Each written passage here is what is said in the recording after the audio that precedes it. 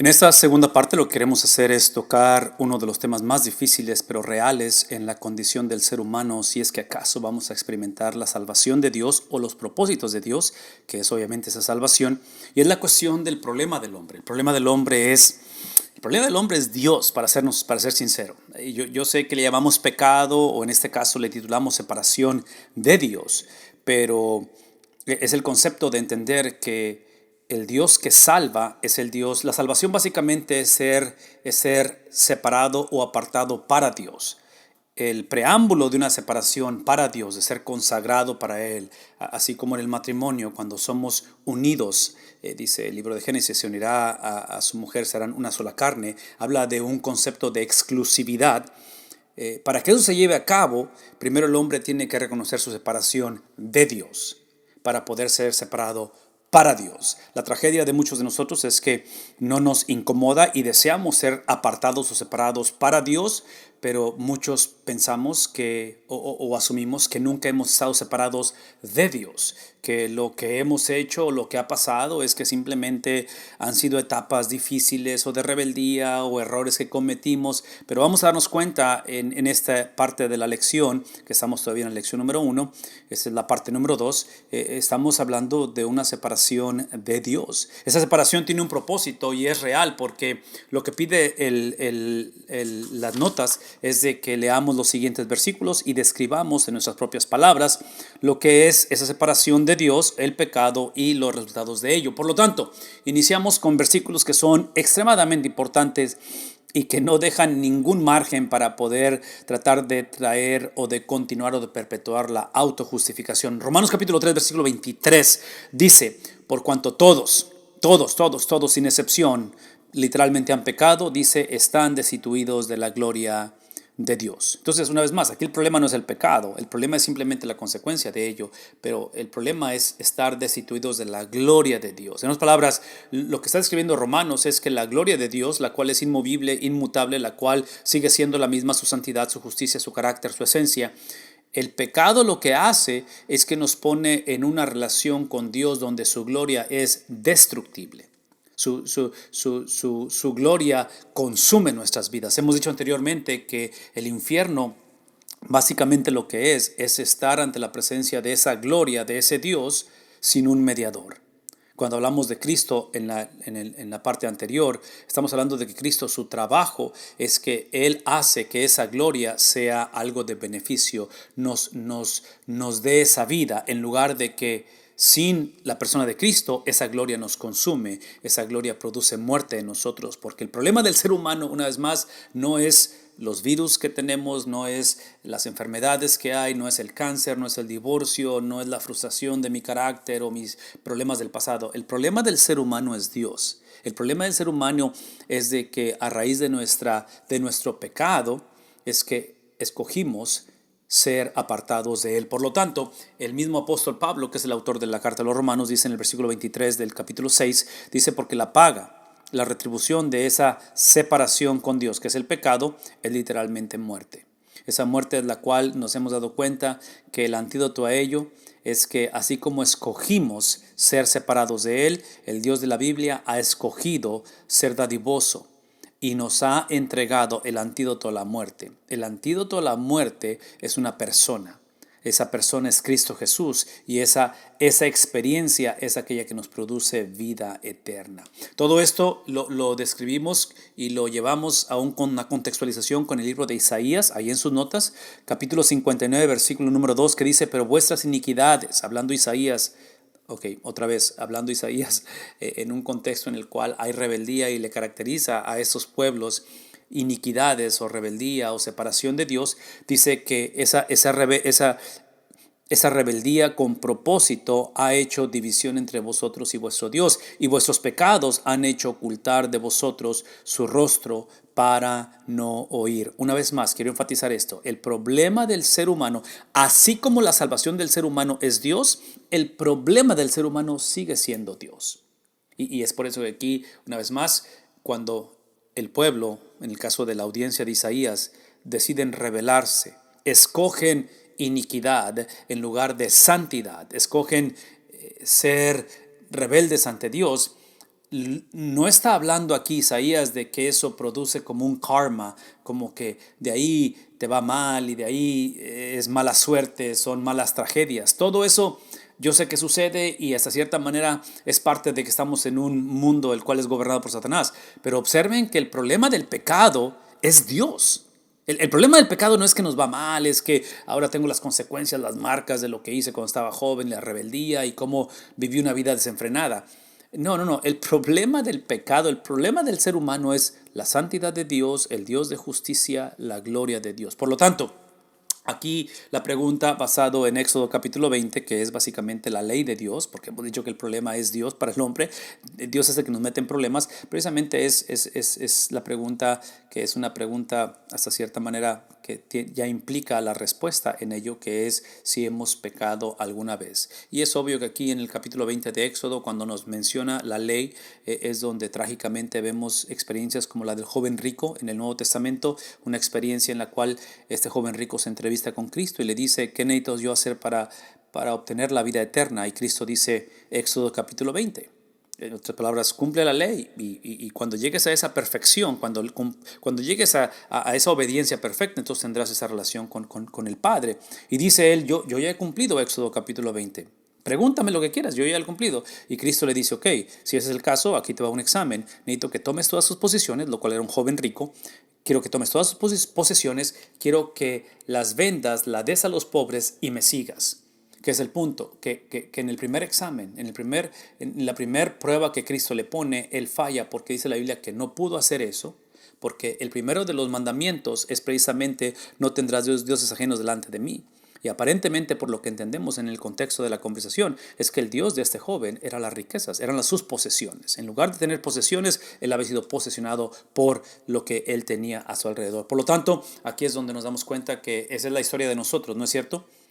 Que parte del problema del ser humano en un momento dado no es la ley, es que creemos que tenemos una justicia propia, tenemos esta auto justicia, esta autosantidad, esta manera en la cual justificamos nuestra manera de ser o de vivir y la palabra de Dios nos muestra que no es así, que ese es nuestro problema. ¿Cuál afirmación describe mejor tu creencia? ¿Qué es lo que tú crees? ¿En qué está mal o están mal el resto de las afirmaciones? ¿Cuáles son? En sus hojas, simplemente las voy a leer. He cometido algunos errores, pero por lo general soy una persona buena. Recuerden, estamos preguntando cuáles de estas afirmaciones nos describe. Entonces, a lo mejor algunos pensamos, como dice esto, que soy una persona buena. A lo mejor algunos pensamos que un Dios de amor nunca mandaría a nadie al infierno, solo a los que son realmente malos. Algunos pensamos que he pecado en contra de Dios, pero por lo tanto merezco muerte y separación eterna de Dios. ¿Cuál de ellas es la que me describe? Tesalonicenses, la segunda carta, capítulo 1, versículos 8 y 9, nos ayuda a ver que el problema del ser humano es serio, es esta rebeldía. Por lo tanto, Pablo escribiendo a la iglesia en Tesalónica, que estaban batallando con ese tipo de afirmaciones y había confusión, dice en llama de fuego para dar retribución a los que no conocieron a Dios, rechazaron, vivieron en ignorancia, decidieron rebelarse, dice ni obedecen el evangelio de nuestro Señor Jesucristo, el cual no lo pueden obedecer porque no conocen a Dios, dice, los cuales sufrirán pena de eterna perdición. Aquí está la consecuencia, sufrirán pena de eterna perdición. Y esta es la perdición, que serán excluidos de la presencia del Señor. Y una vez más, ser excluidos de la presencia del Señor implica encararse con Dios sin ese mediador que es el Señor y de la gloria de su poder. En otras palabras, esa gloria se convierte en un fuego, una fuerza imparable que consumirá a esa persona en el infierno. Por lo tanto, aquí está una de las preguntas que están en sus hojas, que dice cuáles son algunas maneras en que la gente trata de llegar a Dios y por qué fracasan. Antes de leerlas, tengo que otra vez hacer algunas aclaraciones y poner más cartas sobre la mesa. Es de que realmente esta pregunta, aunque sé que lo que está implicando, pero lo que necesito aclarar es que el problema del ser humano no es que fracase en buscar a Dios. El problema del ser humano es que no puede buscar a Dios. Entonces, esta pregunta, de cierta manera, casi está implicando para aquellos que ya somos salvos, que en un momento dado en nuestra relación con Dios manipulamos o tratamos de manipular la relación con Dios, pero el hombre por sí mismo no tiene la habilidad de buscar a Dios. No existe tal cosa como aquellos que hayan estado buscando a Dios. No existe eso. Lo que sucede es que Dios en su misericordia, en su amor, hablando de la salvación, Juan 3:16, cuando Él en su misericordia busca, alcanza al hombre, es que le da la habilidad de que el hombre empiece a buscar a Dios. Pero esa es la obra sobrenatural, precisamente la presencia de Dios. Por lo tanto, aquí es donde tenemos que reconocer que el problema del ser humano es un poquito más serio de lo que pensamos típicamente. El número 3 es donde vemos la búsqueda de Dios, Dios haciendo esa obra, y aquí es donde habla acerca de la puente, del puente, perdón, de la cruz, y de esa cruz en la cual la encontramos, donde vamos a ver pasajes que les va a pedir lección, que los describan, estos versículos de la Biblia, y los pongamos ahí en las hojitas, de acuerdo a nuestras propias palabras, de cómo es que Dios ha hecho, o lo que Dios ha hecho por nosotros. Una vez más, Dios lo ha hecho por nosotros. Juan 14, versículo 6, uno de mis pasajes favoritos. Jesús dice abiertamente, establece que palabras como estas son las que lo van a meter a Jesús en problemas, lo van a considerar, lo van a etiquetar como un blasfemo, como alguien que está ofendiendo al Dios de los judíos. Yo soy el camino, yo soy la verdad y yo soy la vida. Una vez más, yo soy el camino, soy la verdad, y nadie viene al Padre si no es por mí. No tengo el tiempo para indagar esto un poquito más a profundidad, pero déjenme nada más hacer una afirmación que creo que es de suma importancia en un contexto en el cual típicamente la gente piensa, típicamente que podemos buscar a Dios. No existe tal cosa como alguien que viene o desea venir al Padre por sí mismo.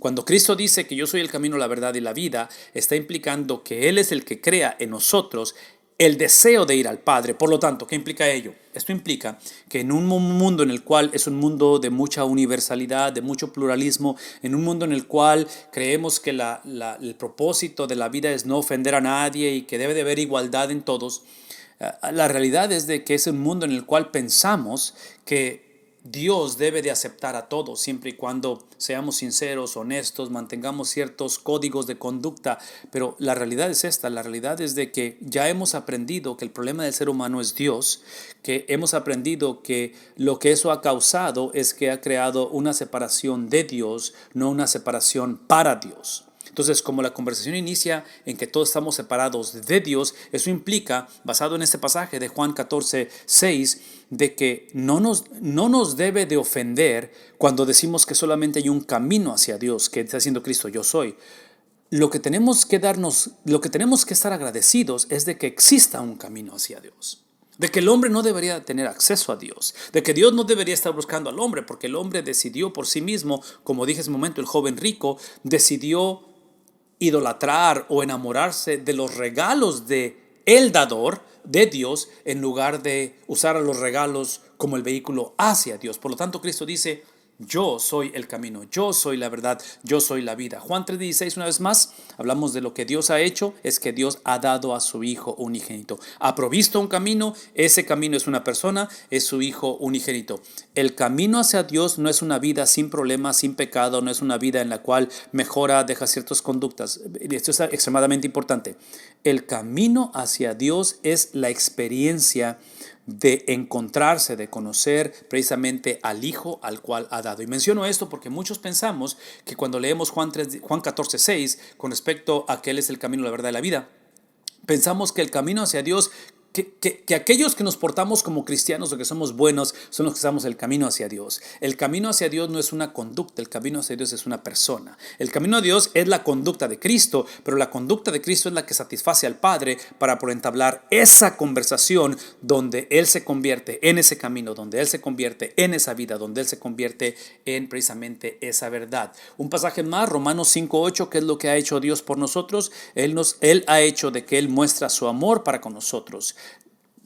Él no muestra su amor para la mejor versión de nosotros. Esto no está diciendo que su amor es manifiesto o es dado a aquellos que estamos caminando o deseamos caminar en la verdad. Está hablando de personas, de hombres y mujeres que no están apartados para Dios, que están apartados de Dios. Y dice esto, esta es la manera en que lo mostró, en que siendo aún, otra vez, enemigos de Dios, aún para personas como ese joven rico que decide deliberadamente alejarse de Él, es que Cristo ha muerto por nosotros. Es obvio que esta cuestión de la muerte de Cristo la vamos a percibir con relevancia cuando entendamos que es lo que necesitamos, porque lo que decidimos, como ese joven rico que mencioné en la historia, lo que decidimos, recuerdo a las consecuencias del pecado, nosotros escogimos muerte.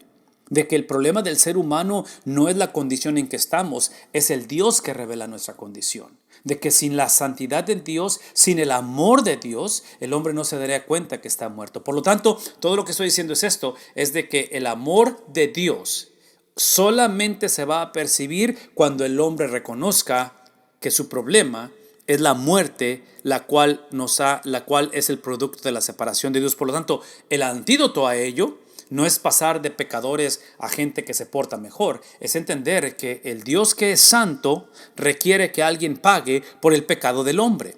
Y en su misericordia, el Dios que demanda esa justicia, el Dios que demanda ese precio a pagar, ha provisto, ha dado aquel que pagó el precio, y es obvio que su nombre es Cristo. Efesios 2, 8 al 9, el apóstol Pablo hablando a las iglesias, hablando a cristianos que ya eran salvos, porque por eso es la palabra cristiano, pero su problema es que se comportaban como si no fueran cristianos. Parte del contexto de Efesios es que la salvación lo que hace no es que simplemente crea en nosotros una mejor condición. La salvación lo que hace es que nos permite en un contexto de comunidad, en un contexto de matrimonio, hijos, trabajo, iglesia, mundo en que vivimos. No es que el Evangelio crea uniformidad, no es que hace que todos pensemos igual, sintamos igual, actuemos igual, nos veamos igual. Lo que hace el Evangelio es que crea una unidad que Pablo modela a través de los primeros versículos de Efesios, capítulos de Efesios, es de que es la unidad del Padre, Hijo, Espíritu Santo. Estoy mencionando esto porque lo que hace el Evangelio en la vida del ser humano, otra vez, piensen en términos de esposa con esposo, iglesia, el mundo en que vivimos, lo que hace el Evangelio es que nos permite celebrar nuestras diferencias. Porque nuestras diferencias no es tanto que Dios esté de acuerdo con nuestras diferencias, pero las diferencias son redimidas por el Evangelio. Las diferencias, lo que nos hace ser únicos en este mundo, son redimidos por el Evangelio. De tal manera que esas diferencias se usan para usarlas como el vehículo hacia la unidad con Cristo y después entre nosotros. En ese contexto es cuando dice Pablo, porque por gracia sois salvos. En otras palabras, el hecho de que ustedes sean salvos, el hecho de que ustedes hayan sido escogidos, predestinados, elegidos por Dios, que es el contexto de todo esto, dice esa salvación, dice el apóstol Pablo, hey, el hecho de que tú seas parte de la familia de Dios, tienes que acordarte que es a través de un regalo. Dijimos al principio que la fe era un regalo. La fe no es simplemente el hecho de que tú crees y él no cree, el hecho de que después de tiempo de oración, después de que te han educado, discipulado, tienes la habilidad de creer. Es el hecho de que es por medio de la fe. En otras palabras, el ser humano no es salvo por la fe. El ser humano es salvo por Cristo. Cristo es el que salva. La fe simplemente es el vehículo. Pero una vez más, ese vehículo, esa fidelidad, es la fidelidad de Cristo, no es mi fidelidad. Porque está hablando de una iglesia que les caracterizaba la infidelidad.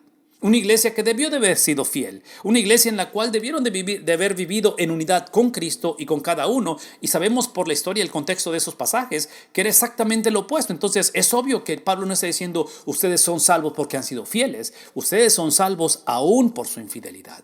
Son salvos porque quien trajo satisfacción al Padre fue el Hijo, que Él es el que se mantuvo fiel hasta la muerte. ¿Qué tipo de muerte? Muerte de cruz. ¿Qué tipo de resurrección? Resurrección en la cual vence lo que crea infidelidad de nosotros. Dice que esta fe no es de vosotros.